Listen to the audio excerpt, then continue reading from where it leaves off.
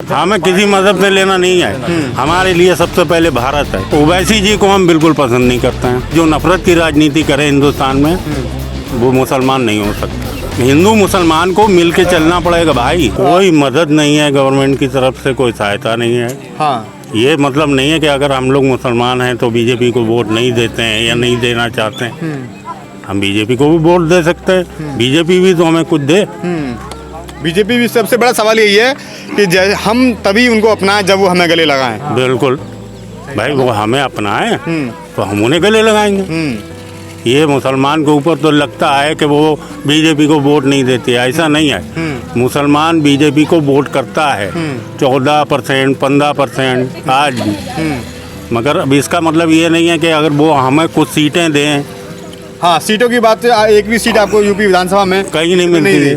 हाँ, कोई मेरी हिस्सेदारी नहीं, कोई मंत्री नहीं। अच्छा, तो कुछ होना चाहिए। तो फिर मुसलमान को, के लिए आपके मुसलमान के लिए कोई पार्टी अलग नहीं है। चाहे बीजेपी हो, कांग्रेस हो, सपा हो। बीजेपी अगर हमें अपनाती है तो हम भी वोट देंगे बीजेपी को। हाँ, तो आप ये मानते हैं ना कि कहीं सारी पार्टियों ने मुसलमानों को केवल वोट समझा, उसके साथ कभी न्याय नहीं किया। हम सही, ये बात सही है। हाँ, कभी चाहे वो सच्चर कमेटी की रिपोर्ट्स को लागू करने में बात रही हो, कभी वो रिपोर्ट आज तक लागू नहीं हो पाई। और जबकि मुसलमान कितना पिछड़ा हुआ है अपने हम 24% होके भी पिछड़े हुए हैं। क्यों? जो लोग क्या 10% हैं, क्या मानते हैं? 12% हैं, उनको नौकरियां भी मिल रही हैं, सब कुछ मिल रहा है। यहाँ लोग नौकरियों के लिए तरसते हैं, मुसलमानों कहाँ नौकरियां बताओ। हमने एक बात आपसे कही है, हमें किसी पार्टी से, कोई पार्टी हमारी अपनी तो है नहीं भाई। कोई मुसलमानों की पार्टी तो नहीं है। ओवैसी जी, हाँ, ओवैसी जी को हम बिल्कुल पसंद नहीं करते हैं। अच्छा, क्योंकि जो नफरत की राजनीति करे हिंदुस्तान में वो मुसलमान नहीं हो सकता। वाह, क्या बात कही इन्होंने कि जो नफरत की राजनीति करे वो मुसलमान नहीं हो सकता। तो ओवैसी जी यहाँ पे 100 सीटों का विचार बना के आए हैं कि यहाँ पे यूपी में 100 जीरो क्यों? जीरो। आपकी अगर पार्टी बनती है, आपके मजहब की पार्टी बनती है, तो क्या दिक्कत है? जीरो। नहीं है मजहब, हमें किसी मजहब से लेना नहीं है। हमारे लिए सबसे पहले भारत है, हिंदुस्तान है। हिंदुस्तान है आपके लिए सबसे बस। पहले। अच्छा, हमारा हिंदुस्तान तरक्की करे, वो आदमी हमें चाहिए। हाँ, वैसी जैसे लोग ही हमारी लोग जनता में नफरत फैलाते हैं और ओवैसी जैसे लोगों को कोई पसंद नहीं है। तो वो चाहते हैं कि मुसलमानों का पूरी इंडिया का सबसे बड़ा लीडर बन जाए। नहीं, हम लोग नहीं चाहते हैं ना कि कोई अब वो बन जाए। वो जहाँ है हैदराबाद में वहाँ बन जाए पहले। वहाँ तो 10 सीटों में लड़ते हैं, ये ना के 100 सीटों में लड़ रहे हैं। बिहार में 5 पे लड़े, बिहार में 5 पे नहीं ज़्यादा पे लड़े, लेकिन 5 जीत गए। अरे तो क्या बना लिया उन्हीं ने, वो क्या बना लेंगे। अच्छा, हिंदू मुसलमान को मिल के चलना पड़ेगा भाई इस देश में। जब भी देश की तरक्की संभव है। बिल्कुल देश की तरक्की संभव है और देश की तरक्की हुई, आगे पहले थी और देश तरक्की कर रहा था हमारा। हाँ, तो क्या मानते हैं कि ओवैसी के यहाँ पे 100 सीटों पे लड़ना, क्या ये मानते हैं आपकी और जो पॉलिटिकल पार्टी हैं उनको नुकसान पहुँचाएगा, या फिर जो पार्टी सत्ता को टक्कर दे सकती है, उसकी गलत नीतियों को टक्कर दे सकती है, उनको नुकसान पहुँचाएगा? ये आरोप बार बार लगते रहते हैं पॉलिटिकल पार्टी के द्वारा कि ये बीजेपी की बी टीम है असदुद्दीन ओवैसी, उस पर क्या कहना चाहिए? बिल्कुल नुकसान पहुंचाएगा। अरे वो बी क्या है यार, वो सी डी भी नहीं है यार। बी का मतलब सपोर्टिव टीम है। हाँ, उनको कुछ समझते ही नहीं है। हाँ, मतलब वो हमारी नज़र में मुसलमानों के लिए वो कोई रहनुमा नहीं है। बस हमने सीधी बात आपको बता दी। तो यूपी का जो मुसलमान है वो उसको खारिज करता है? बिल्कुल खारिज करता है।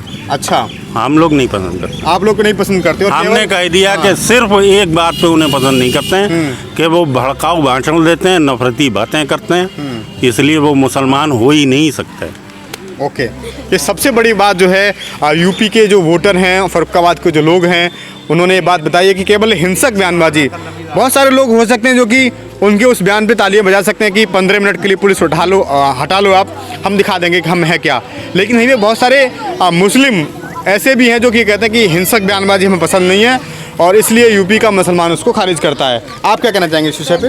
हाँ, बिल्कुल खारिज करते हैं भैया। इसी वजह से खारिज करते हैं या कोई और भी बात है? नहीं, हम उन्हें पसंद ही नहीं करते। पसंद हमें कोई भी, देखिए इसमें गलती जनता की भी है। चुनाव के टाइम पे वो जाति देखते हैं, धर्म देखते हैं, ये अपने स्वार्थ देखते हैं। काबिलियत के आधार पर वोटिंग जिस दिन होने लगेगी उस दिन सब कुछ अपने आप सुधर जाएगा। अच्छा। अगर वर्तमान उत्तर प्रदेश में देखेंगे जो पार्टियां हैं या जो लीडर हैं उसमें काबिलियत के आधार पर अगर देखेंगे तो सबसे बेहतर अखिलेश होता है। अखिलेश यादव, अखिलेश ने क्या बहुत कुछ करा है उसने उत्तर प्रदेश में 5 साल अपने मुख्यमंत्री काल में बहुत कुछ किया है। बीजेपी के दंगे भी तो हुए हैं साथ साथ में। नहीं दंगा तो ये तो फिर वो दंगा हिंदू मुस्लिम एकता के लिए सबसे बड़ा नुकसान है। कोई बात नहीं, दंगे हुए तो उसने उसके प्रति कार्रवाई भी की है। एक कार्रवाई का जनता ने सबसे बड़ी कार्रवाई कर दी, हटा दिया 2017 में। नहीं वो तो फिर वो जाति धर्म के आधार पर चलेगा। भाई जनता ने उससे बड़ी कार्रवाई कर दी। हम नफरत की राजनीति चाहते ही नहीं। अगर उन्हीं ने ऐसा करा है या उनकी वजह से ऐसा हुआ है तो वो ठीक है, उन्हें जनता ने ढकेल दिया पीछे, उन्हें ला दिया। जो मतलब अब वो जो आ गए वो उनसे बड़े नफरती। हाँ, वो तो बिल्कुल मुसलमानों को लेके संग में नहीं चलना चाहते हैं। नहीं चलना चाहते। नहीं वो कहते तो संग में मोहन भागवत का बयान आया कि हमारा तो डीएनए एक है हिंदू और मुसलमान। अरे भाई हम कब कह रहे हैं हमारा डीएनए एक नहीं है। हाँ। मगर एक कुछ हमें तो दो तो मेरी कुछ हिस्सेदारी तो बनाओ। हम बीजेपी को भी वोट करना चाहते हैं, हमें कोई बीजेपी से नफरत नहीं है। नहीं, एक तरफ तो जो लिंचिंग करते हैं उनको मालाएं पहनाई जाती हैं। तो फिर आप ही समझ लो। आप इसके ऊपर हम क्या कहें, आप खुद समझ सकते हो। एक तरफ आप इतने समझदार हैं, पत्रकार हैं, तो आप खुद समझ सकते हैं कि लिंचिंग कराओ, फिर कुछ करो, फिर कुछ करो।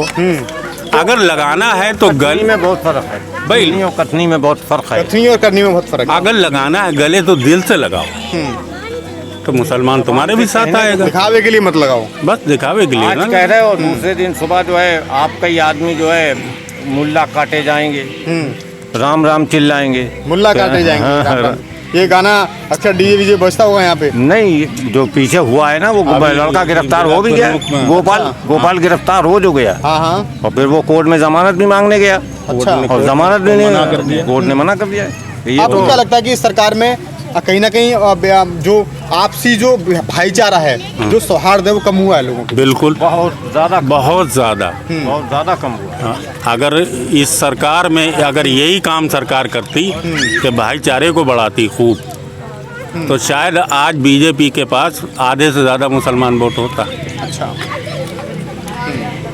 क्योंकि मुसलमानों की कोई अपनी पार्टी तो है नहीं, और ना वो चाहते हैं, क्योंकि वो तो देश की तरक्की चाहते हैं। चाहे कांग्रेस आ जाए, चाहे सपा आ जाए, चाहे बीजेपी अगर देश की तरक्की के लिए आगे बढ़ती है, कारोबार मिलते हैं। तो सपा के टाइम में भी ज़्यादा भी आते हैं। लेकिन सबसे बड़ा विषय है कि जो जातीय समीकरण हैं, जो धार्मिक समीकरण हैं, वो उस देश की बहुत बड़ी ये कहें कि दुर्भाग्य बन चुके हैं और जिनको कभी झुटलाया नहीं जा सकता। बिल्कुल सही बात तो है। ये कहीं ना कहीं क्या नहीं मानते आप कि जब हर किसी व्यक्ति जाति तरीके से अपने अपने पार्टी को सिलेक्ट कर चुका है, अपने अपने खांचे में ढल चुका है, तो क्या मुसलमानों की कोई पॉलिटिकल पार्टी नहीं होनी चाहिए जो कि उनकी आवाज़ को दमदारी से उठाए?